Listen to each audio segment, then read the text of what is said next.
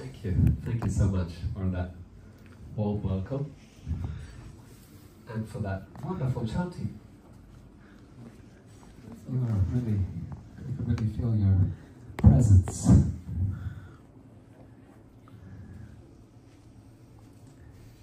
Today we'll speak about reincarnation and what evidence there might be.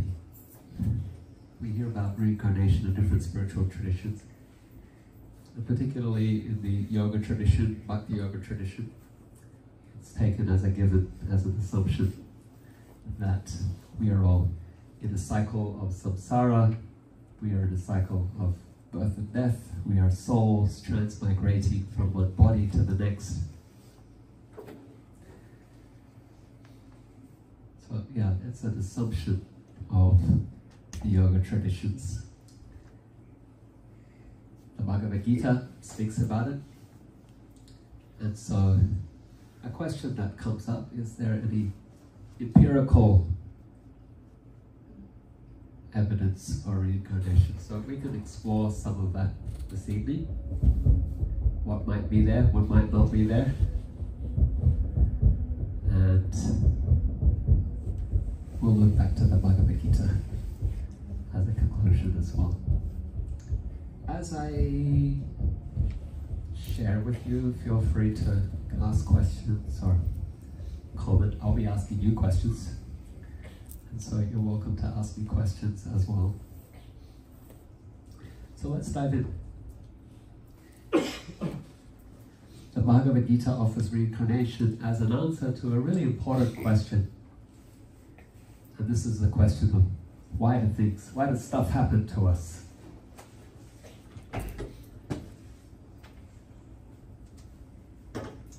This is posed as a question in theology. Why do bad things happen to good people? Theodicy. If God is all good and all powerful,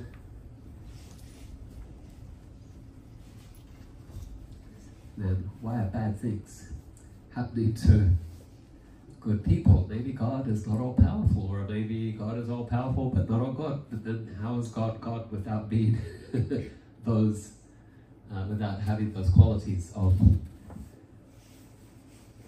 omnipotence, omnibenevolence? Some people though conclude, well, God must be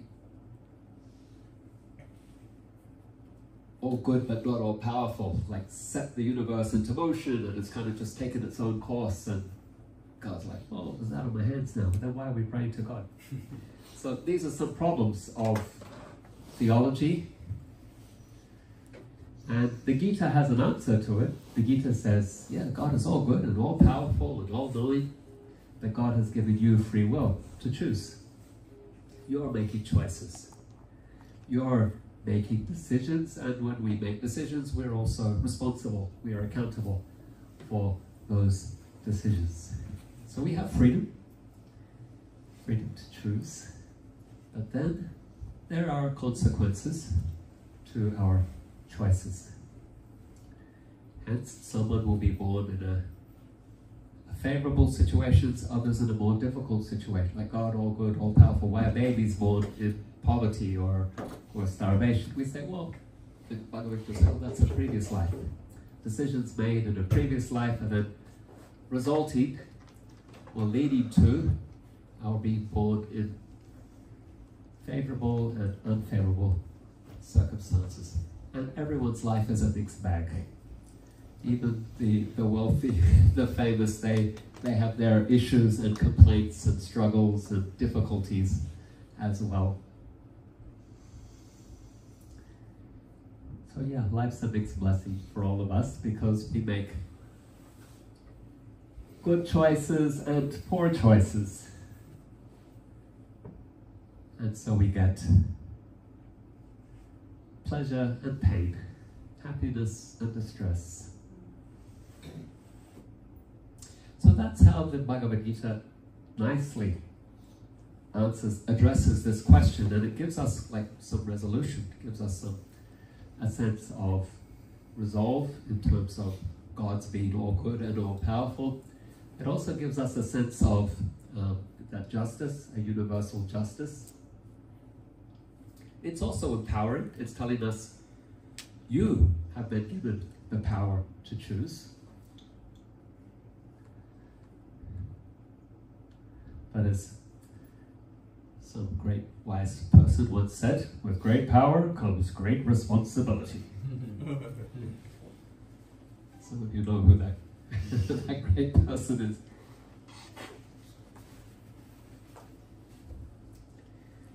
We don't need to name names. Superman's uncle.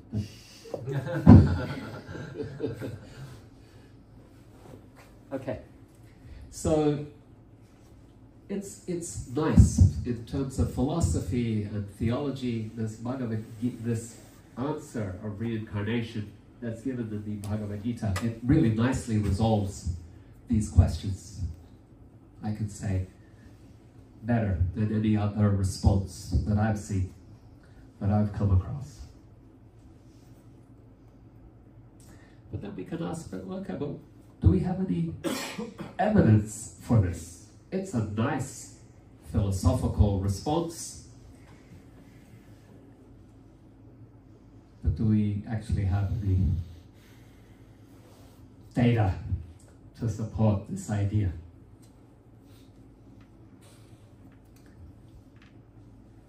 So, it's an idea, unless you can see it.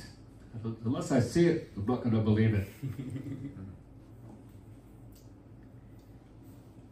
The reality is there are lots of things that we don't see but believe, but even so, have you seen your mind, for example?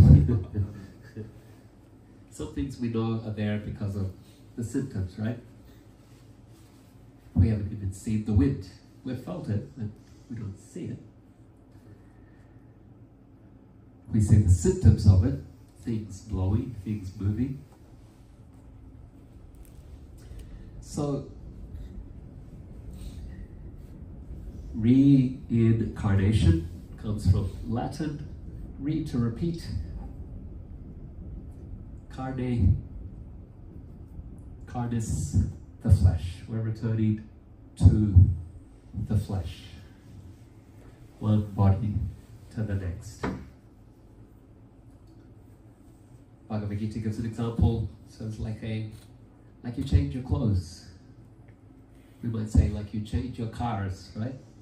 You use it, you drive it for a period of time, and then it's old, it's not working anymore. You gotta get a new one. Maybe computer analogy would be more appropriate for New York, I don't know.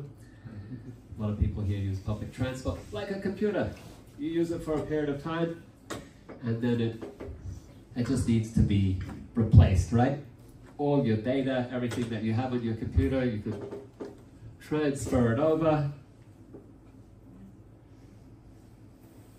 and away you go with your new computer.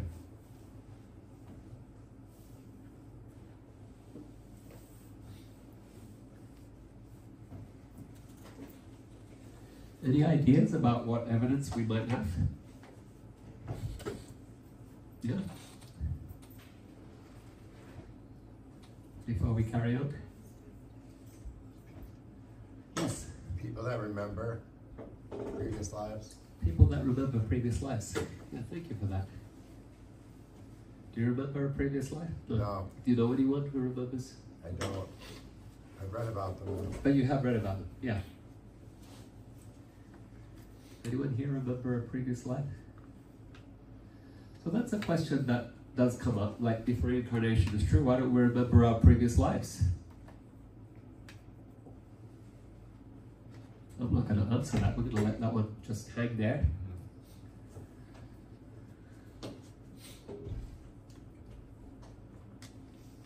I know in the Tibetan Book of the Dead, they talk a lot about birthmarks and that significance. Okay. Like that. But yeah. Thank you for that. What's your name? Dylan. So Dylan's saying that there's a book called the Tibetan Book of the Dead. Anyone read that? A few people? It's been around for a long time. ancient text, and it describes a correspondence. It says, why do people have birthmarks? It says, because of these are things that we carry over from previous lives. So that could be an evidence. All right, let's put that on the table. Yeah. Like prodigies, like musical prodigies. Oh yeah. Mozart. Yeah, that's great. Yeah. So some kids are born with like incredible talent. They say, how did they learn that? When did they learn to play the violin? They're just like, they haven't been exposed to it in the house in their family, but suddenly they just pick it up and away they go.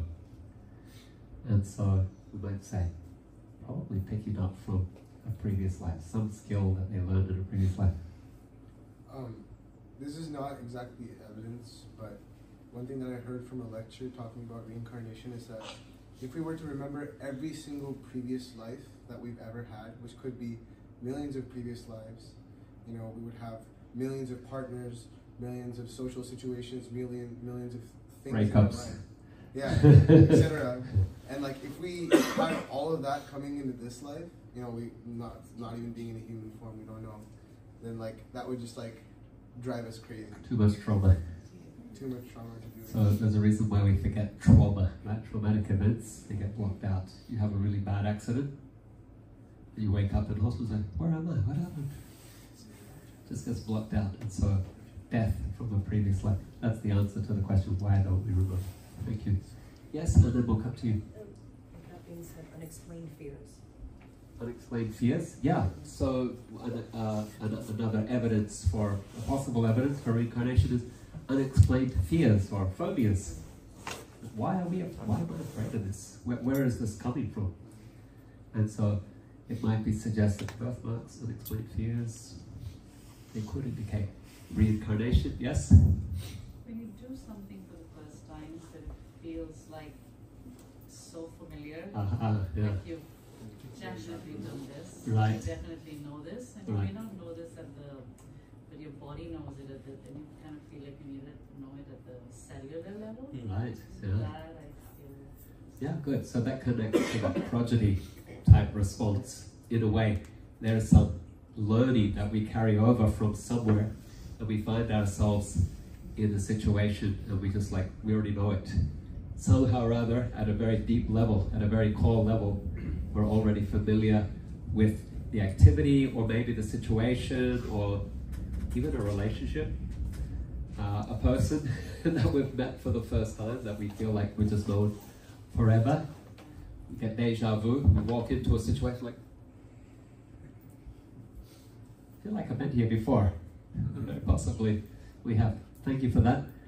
So one, and then so we'll come to you, and then Nityananda, and I think I saw another hand. Was it you? Okay. It goes back to the prodigies, like Pancharatna was giving class on 2nd Avenue yesterday. He was saying in India he saw a boy expounding Bhagavad Gita at 8 years old or something like that. Yeah. That's proof of reincarnation. Right. How could somebody 8 years old have such an understanding of Bhagavad Gita? Yeah.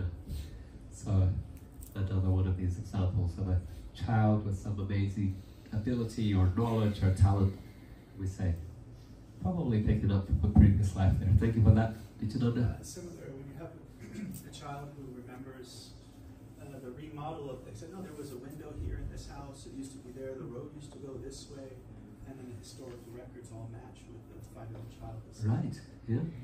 So there are cases like that, of children who are able to describe things as they were, long before they were born. And they're verifiable. Yes, this road did used to go through here, and it was called that. Even people that are other adults might not even know, but the child knows, because somehow they know possibly from a previous life, and there are many documented cases like that. Thank you. Anyone else? Yes? So the way that I met the human, the being that is my wife nowadays, it was, somebody said, like, when you have this, well, you said it, when you have this feeling that, oh my God, like we've been together, like, or I know you, it was like so insanely strong that the first time I saw her, that's like what I heard in my head, like, oh my God, I found you again. Yeah. And my knees started shaking, and I started crying, and I couldn't understand why. So time passes, we get together, and when she speaks about marriage, I tell her, okay, let's talk seriously about this. The only way that we're going to get married is if we get married through a spiritual teacher, which we had at that moment. And that's how it happened. And reason being, because I had heard about this before so many times, and I'm like, if we were together in past lifetimes, whatever messed up stuff happened in between us, I want in this lifetime to rectify it by the blessing of the spiritual teacher. Plus our being aware of certain intricacies of being together and just staying in a little bit of stillness before we kill each other, kind of thing, or before, because stuff like that happens in between couples, you know what I mean? But anyway, on those lines, that's my experience. Yeah, thank you for sharing that. Yeah, so we are bound by bonds of affection, but also be unfinished business keeps bringing us back together. You were hinting at that as well. Before you kill each other spiritually.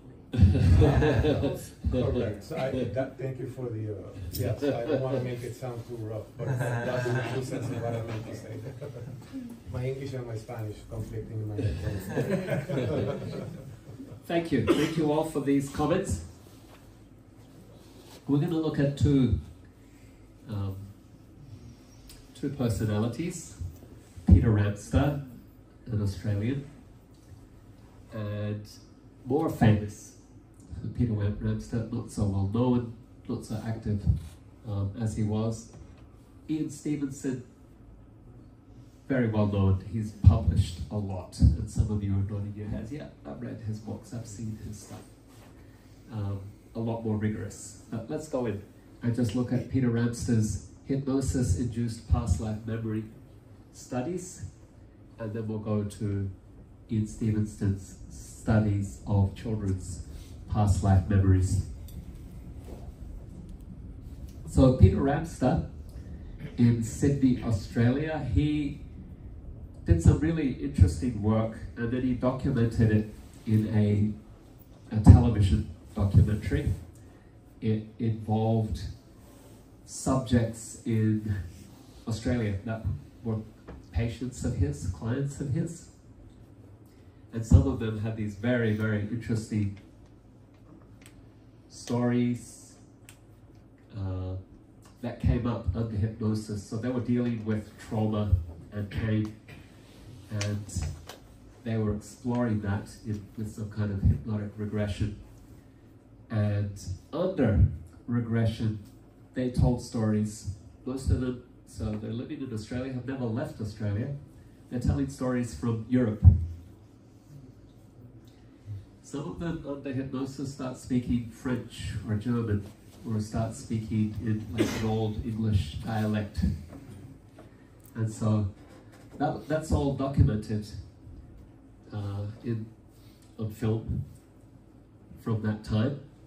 And then they did follow-ups. So some of these cases, they went to Europe, they went to Germany, to France, and they went to those locations, those places described of what you were saying about buildings or street names or villages that they couldn't find initially, but then go to an older map and there it is, it pops up, it was renamed 100 years ago, or something of that nature.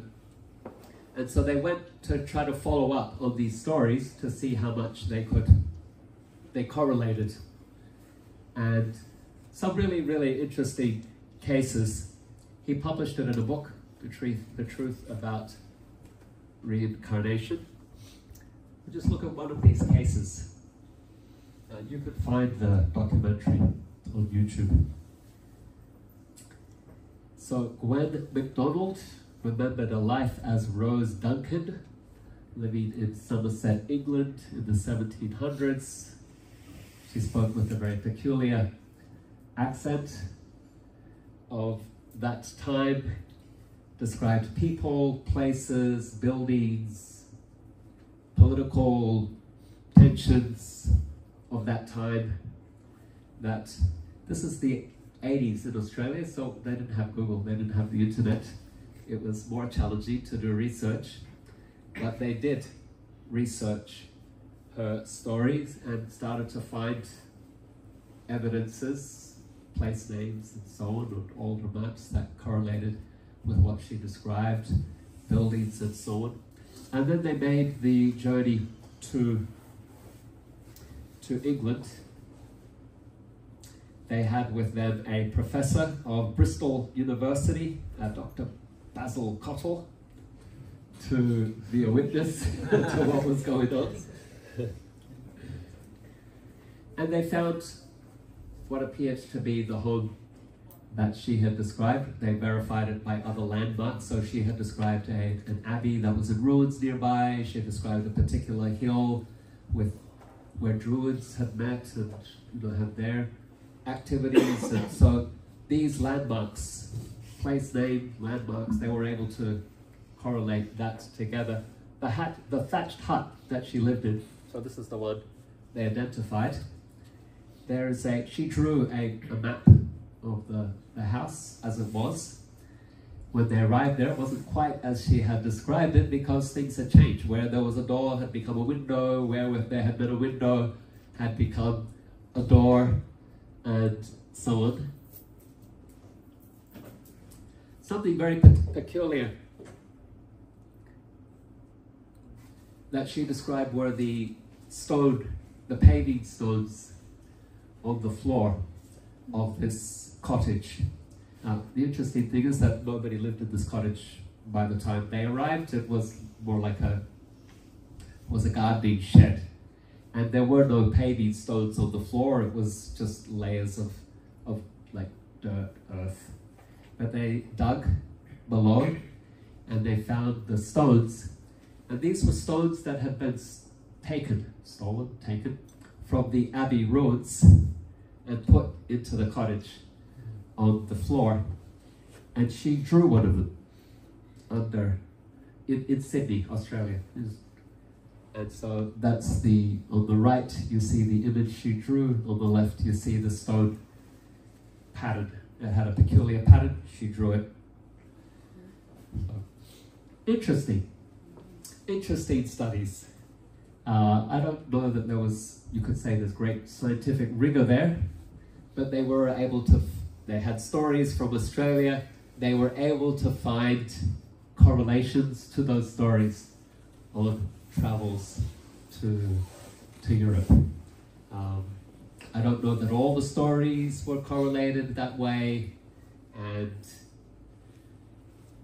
a skeptic might challenge, maybe they fitted some of the evidences. They wanted to find something and they were able to. So those could be some doubts raised to this body of work. Which leads us to our Ian Stevenson. So he has a much more rigorous body of work. He was at the University of Virginia School of Medicine for 50 years, chair of the psych department, 57 to 67. He was a founder. So he founded a division of perceptual studies there at the University of Virginia. And he was piked by a particular question. And this is a question of why are two people, siblings, born to the same parents, raised in the same house, exposed to the same social experiences, but they develop such different natures, values, they develop such different personalities. The image on your screen relates to two brothers, Edwin Booth and Wilkes Booth. Anyone know these characters? The Wilkes books. Huh? The Wilkes one sounds familiar. The Wilkes sounds familiar. Infamous, maybe? Which is the good one? John Wilkes Booth is the guy that assassinated Abraham Lincoln. Yeah, thank you. Yeah, well, how do you know that? I like history. Okay, you like to read. Okay, you like history. One of these brothers was a famous actor. He performed on stage. The other assassinated one of the US presidents, Abraham Lincoln. Unfortunately, quite topical today, even. There was another attempt on a former US president. Yeah, there are some, I don't know, can you think of any other cases of siblings who were born to the same parents but very different natures, personalities? You know there was a third Wright's brother? Yeah, so the Wright's brothers, what are they famous for? Planes. Planes, first flight across the Atlantic. So we know about two Wright's brothers, right? There was a third who's not famous, had run-ins with the law. Oh, I could think of one. Arnold Schwarzenegger and his brother. Okay. They have two different faiths because they had the same father. The father went through World War II and he had like PTSD. So he sometimes took it out on them, but Arnold Schwarzenegger used it as a fuel to get out of Austria and to become successful. But his brother, unfortunately, was a truck driver and he used it as to drink and he got killed in an accident. Okay, yeah, thank you for that.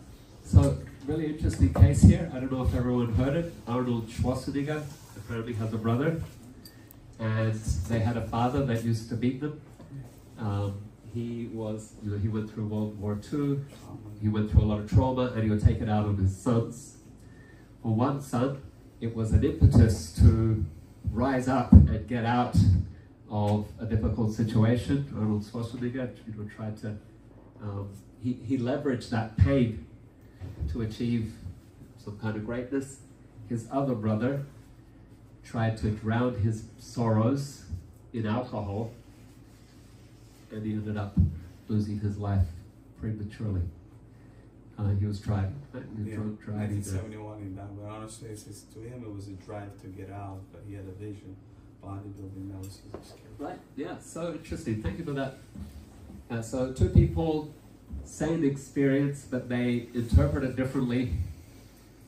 They have different lives. Their destinies go completely different directions because they take different meaning from their experiences. Thank you for that. So Ian Stevenson was driven by this question. He's studying psychology. He wants to understand why people are different when their external genetic makeup experiences are similar. His questions are framed more like this: why are some identical twins so different from each other in terms of values and personality? Why does a person have a specific birth defect instead of another? You mentioned those. Why do infants show phobias without trauma or family influence? You mentioned that. Why do some children show gender non-conforming behaviors before parental or social influence, hinting at future sexual orientation? So these are questions that drove him, and it led him to study the memories of children describing previous lives. One of his books, Children Remember Previous Lives, over 40 years, he documented 3,000 cases that made it into his case books. They had to meet certain criteria to be included. So he argued that in addition to genetics, the environment, reincarnation might be a third explanation for some of these differences. 300 academic papers over that period of an academic. Takes a lot to get anything published through peer review. Publish or perish, they say. He published 300 papers and 14 books on reincarnation. What's his method? So it turns out that it's an experience these days parents, they find other parents online. There are online forums for parents whose kids who will insist on being called Jack when their parents call them Daniel. No, I'm Jack. No, but we name you Daniel. No, I'm Jack. They will insist on a certain name. They will insist that they have a certain profession. I'm a pilot, or I drive trains, or they will like very much own a particular name and identity. They'll talk about people that the family don't know. And this is more common than you might imagine. Children describing identities, names, professions, experiences. They'll talk about their car, had a crash, or they might be experiencing phobias, unexplained. It might be night terrors about car accidents or plane crashes or other such things. And most adults ignore it. Some parents these days, they look online like, my kid insists on being called by another name. My kid insists that they are such and such a profession, or what have you. And then they find other parents in with similar challenges, with similar difficulties. Yeah. Something came up to mind as you're talking about that one detail. We have so much social media right now. Yeah. Like our profiles of social media basically have, in a lot of instances, everything right about our lives. So if anybody has that one situation, it's easier right now to like cross-reference a lot of stuff. Right. Because of the availability of all this information. Yeah. I mean, that's right. Yeah. So easier now for parents to reach out, also to cross-reference. Also to find researchers like Ian Stevenson. He's passed away now, but there are others at University of Virginia in the same psych department who carry on with these studies. And easier to document them. In the 60s, when Ian Stevenson was starting this work, it was very difficult for parents to own up, to talk about it, to acknowledge it in their kids. A lot of fear of even having an idea of reincarnation. But he was able to document many cases. So collect the information, identify what it is, take note of what it is that the children are saying, take it seriously, and then try to follow up and see if there are correlations in the medical record and police records. And then see if they do identify these characters, personalities, to reach out to their families as well. So that was his basic process. Typical scenario: children at a certain age, between 2 and 4, once they can talk, they start revealing these things about themselves. My daughter revealed something when she was 3. My wife was combing her hair and braiding it into pigtails, and she said, "Remember when you were a child and you hated pigtails?" And she's like, "Yeah." And she said, "Yeah, I came to your dad's funeral and I gave you a gift, and you were looking up to the sky, wondering if he had gone to heaven. And I came and I gave a gift to you." And then, so she has the memory, and her family have a memory of somebody that they didn't know at the funeral that came and gave her a gift. And she was like, "Yeah, I did not like pigtails. I didn't want to be a country girl." But she said this when she was 3 and she was playing. Yeah, that's amazing. So, thank you for sharing that. So that's the type of story that Ian Stevenson would follow up on and document. Yeah, really interesting. Okay, so let's look at some of his cases. Beirut boy. Let me get funny names. The boy spoke of being a 25-year-old mechanic, died in a speeding car accident on a beach road. And so they were able to follow up, find the location of the crash, the driver's name, names of the mechanic's family, and it's correlated with an actual person.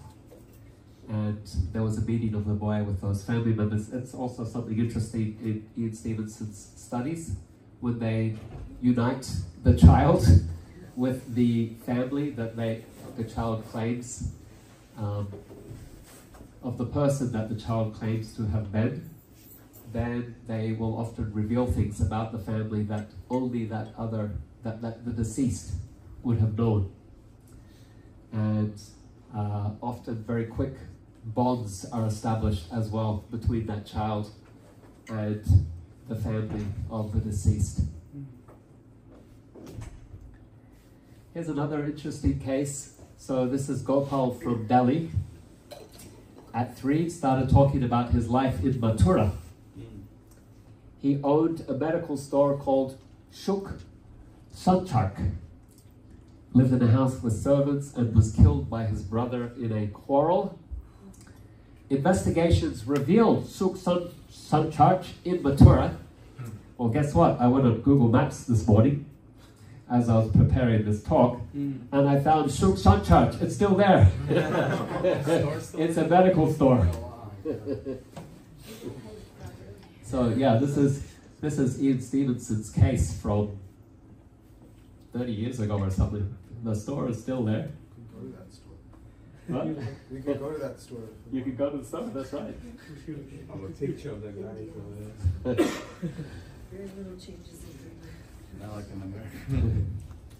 So one of the previous owners, Shakti Pal, had been shot by his brother in a quarrel 8 years earlier. Gopal met with the family, was able to reveal things, places, situations, in conversation with the family that only Shakti Pal would have known. Okay, wait a minute. So they're saying there, okay, one of the previous, okay. Gopal living in Delhi is claiming... I got that. Shot by his brother in a quarrel 8 years before Gopal's birth. Right. So between his death and his next birth, there was an 8-year There's an span. 8-year period. Okay. Who knows What what he may did have for- happened okay. in that 8 years. Fascinating. Did they look the same, Shripova? Maybe pictures? Yeah, good question. So you're asking a question about physiological and biological characteristics that might intersect. And Ian Stevenson has another book just on that topic. Physiological indicators. Identified cases where birthmarks and other physiological manifestations were found to relate to experience remembered in a previous life.